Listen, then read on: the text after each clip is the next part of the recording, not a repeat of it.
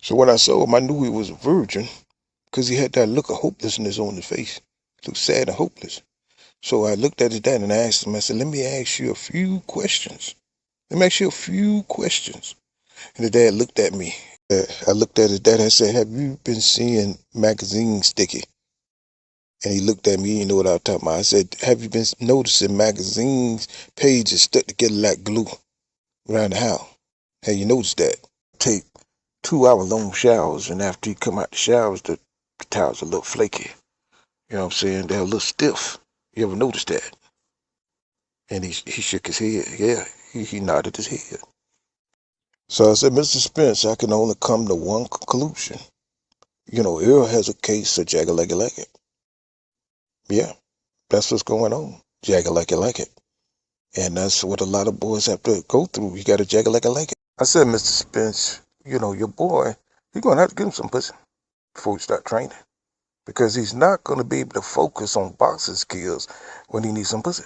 Because his testosterone levels are through the roof. That's not good for a boy.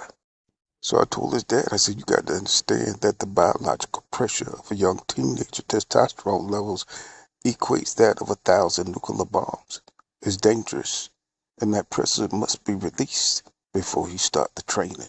Because Errol has been biologically compromised, he won't be able to improve. He won't be able to focus, and he can't learn, new skill sets because he got jagger-leggy-leggy. That's what you got to do. You got jagger-leggy-leggy. We must circumvent the prime directive of his biology. Either get him some pussy or he gonna have to jagger-leggy-leggy. And that's the way he's gonna be able to retain the boxing technique and skills. I don't know what Mr. Errol Sr. did, but when he came back, he was learning everything. He picked up things very fast and he learned new skill set, and we learned that he had talent in boxing, and Errol was on his way.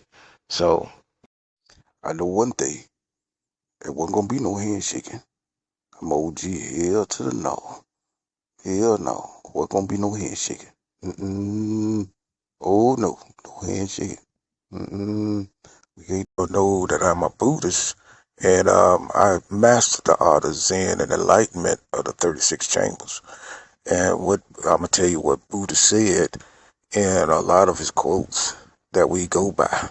This was Buddha under the art of war. He said, even death is not to be feared by one who live wisely.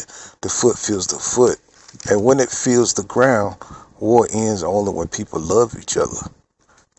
Now I ain't gonna stand up here like I know what none of that shit mean, because I failed that class. I failed that class in Buddha. I only got to the third chamber. But, you know what I'm saying, them rice-eating bastards, they failed me because I brought some butter and seasoning salt to put on my rice. They said that was the gateway to evil. And I was like, shit, I was just trying to season up my rice. And they said it's the path to... Shit, man, I was just trying to set off my rice, man. You know what I'm saying? It's evil to set your rice off? It's evil? Is that what it is? Man, it is what it is, I guess, man. Buddha's a real bitch, man, for real. The Buddha people, they don't get a lot of black students because they thought I was going to steal something. I noticed that the gold Buddha was chained up. You know what I'm saying? They start chaining up the trays. Anything gold was chained up. When I'm glad to say that it's going to be hard for Errol to beat Bud Crawford because I studied him. And Bud Crawford is a different kind of fighter. He's a different kind of man.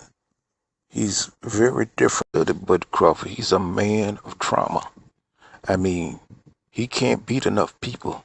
He can't inflict enough damage on his opponents.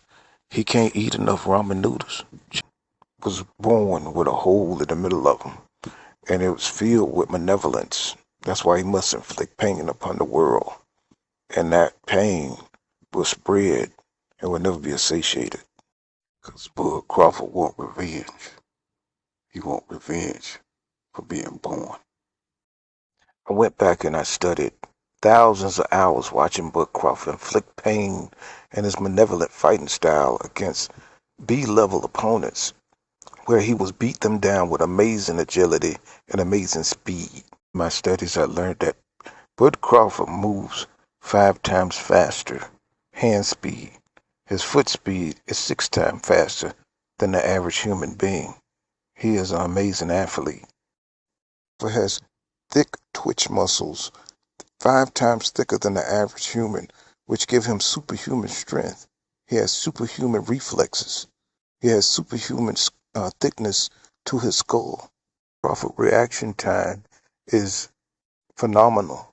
Nobody has quicker reaction time than Bud Crawford. And at his age, Bud Crawford is an amazing athlete, which brought me to this one conclusion. Well, all these things that I've studied led me to one conclusion, and that is Bud Crawford's a monkey. He's a monkey man. Now, I know I'm going to get a lot of backlash on this, but he's a monkey. That's what it is. He is Monktai Matanus. That's the scientific name for monkey man. Monktai Matanus. Monkey man. Man, half monkey. That's what it is. He's a monkey man. He's a monkey. Half man, half monkey. Half DNA monkey. A monkey man. That's what he is. Now, I done the research. Now, if you look at his deep rim eyes, it's either silverback gorilla or chimpanzee or the Indian monkey. His eyes are deep in there. Now, I know this is going to upset some people, but you cannot look at Bud Crawford and you can't tell me that he don't look like some kind of monkey. He's a monkey man. And that's his heightened abilities. He has heightened strength, heightened awareness, heightened reflexes because of his monkey strength. He's a monkey man, half monkey. And some people gonna look at this and say, I hate myself. You know what I'm saying? Because, the black thing. And no, I just hate monkeys. That's what I hate. I hate monkeys. I never liked monkeys. I've always been afraid of monkeys. Yeah. Now, it's interesting how the sanctioning bodies allow a whole clan or a whole team of monkeys compete against human beings. It's unfair. And we need to petition against this because we can't have monkeys. And now it makes sense that when Bud Crawford gets hit, his strength heightens because he have what they call monkey rage. And you can't beat a mad monkey. When a monkey gets mad, a monkey can rip an average man in half with his bare hands. He is that strong. And Bud has benefited from being half monkey DNA. And I'll tell you why. Went down to the Omaha Zoo, and there was this old monkey there, and 5 monkeys attacked him. And one thing I noticed, he started off in the orthodox stance, but he was getting fucked up in the orthodox stance. Old monkey did this amazing thing. He switched to southpaw. And he knocked all the 5 of the monkeys out. And he licked his tongue out at them. And they threw in. So it all came to me, just clicked. So I put a picture of the boy, and the old monkey came over there. He looked at the picture, and he put his hand up, and he just started crying. I never seen a monkey cry like that before. If our conclusions are correct, then Bud is half monkey, half man. And now, but Errol Jr. got to fight a monkey man July 29th. Now, this is just my uneducated guess that Bud is a monkey man. But that explains how he been winning all these years. So, just take it with a grain of salt.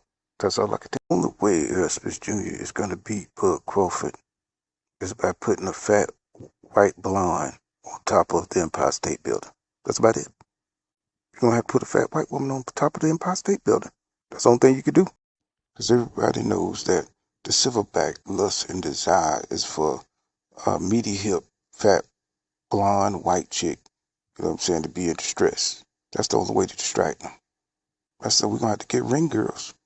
So I asked Al Heyman to give me 6 meaty hip, blonde-headed, blue-eyed white girls to do the ring chorus. That's the only chance Harris Jr. going to have. And I got some bananas from Walmart, too, in case of emergency.